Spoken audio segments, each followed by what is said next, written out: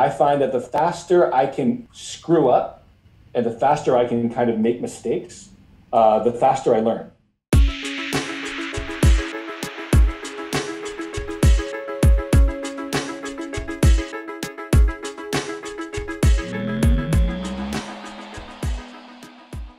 What's up, guys? I'm Mark Contreras, and I wanted to introduce a clip from a recent live video chat that Chris had with Jonah Lobe, conceptual artist and illustrator for video games like Skyrim.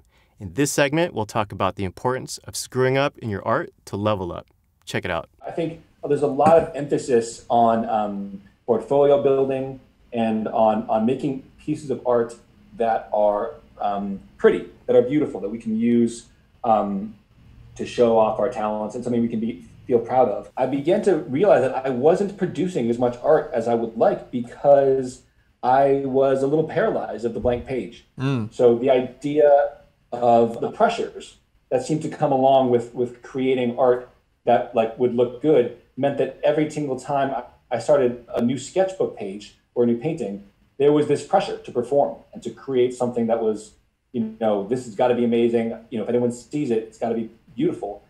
And I realized that was actually holding me back from actually doing artwork.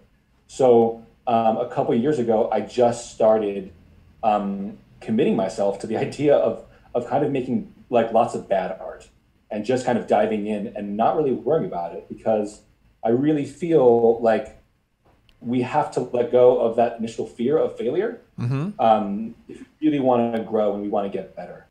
So that's something that I'm a firm believer in.